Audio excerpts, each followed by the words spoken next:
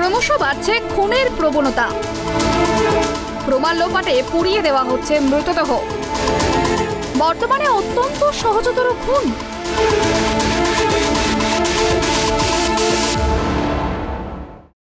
বর্তমানে খুনের বিষয়টি যেন অত্যন্ত সহজতর হয়ে উঠেছে। মনের মিল হচ্ছে না, খুন করে ফেলা। টাকা ঋণ নিয়ে পরিশোধ করেনি, খুন করে ফেলা। বাবা মায়ের সঙ্গে মতে অমিল, খুন করে ফেলা। প্রেমিক প্রেমিকা মনে আঘাত দিয়েছে, খুন করে ফেলা। জীবনের ঘাত প্রতিঘাতে সমস্যার সম্মুখীন হলেই তার একমাত্র সমাধান খুন। এই মানসিকতাই এখন বেড়ে চলেছে দিন দিন। খুন করার ব্যাধি যেমন বাড়ছে, তেমনই দেখা যাচ্ছে খুন করে প্রমাণ লোপাটের জন্য মৃতদেহ পুড়িয়ে দেওয়ার মতো ঘটনাও। 2020 সালে হাতরাসের ঘটনা থেকে সেই ছবি উঠে আসছে। হাতরাসের ঘটনাতেও দেহ পুড়িয়ে দেওয়ার মতো ঘটনা ঘটে। উত্তরপ্রদেশের হাতরাসে এক দলিত তরুণীকে ধর্ষণ করা হয়। এই ঘটনায় নিহত তরুণী দলিত হওয়ায় জাতপাতের রাজনীতিও শুরু হয়। প্রশ্নের মুখে পড়ে রাজ্য পুলিশের ভূমিকা। তড়িঘড়ি নির্যাতিতার দেহ পুড়িয়ে দেয় তারা। তাতে অভিযোগ ওঠে উচ্চবর্ণের অভিযুক্তদের আড়াল করতেই এই কাজ করা হয়েছে।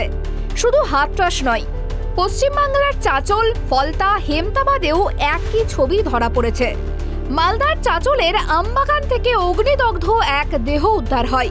এই ঘটনায় মৃতদেহটি এক মহিলার বলেই জানা যায়। ওই মহিলাকে হত্যা করে আগুনে পুড়িয়ে মারা হয়। পুলিশ যতক্ষণে মৃতদেহটি উদ্ধার করে ততক্ষণে দেহটি পুরো ঝলসে যায়। দক্ষিণ 24 পরগনার ফলতাতেও একই ছবি উঠে আসে।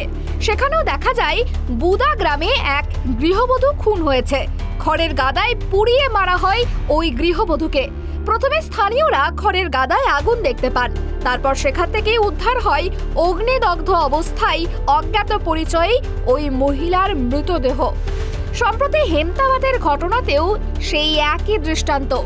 উত্তর দিনাজপুরের হেমতাবাদ এলাকায় এক খড়ের গাদা থেকে এক ব্যক্তির অর্ধদগ্ধ দেহ উদ্ধার হয়। দেহটি এতটাই বাজেভাবে উদ্ধার হয়েছে যে তাকে চিহ্নিতই করা যাচ্ছিল না। এই ঘটনায় প্রশ্ন ওঠে, তাহলে কি জীবন্ত পুড়িয়ে খুন, নাকি মারধরের জেরে মৃত্যুর পর প্রমাণ লোপাটের জন্যই দেহ পুড়িয়ে দেওয়ার ছক? কিন্তু কেন এই ধরনের মানসিকতা বাড়ছে, মনোরোগ বিশেষজ্ঞ ব্যাখ্যা করেছেন অন্যভাবে।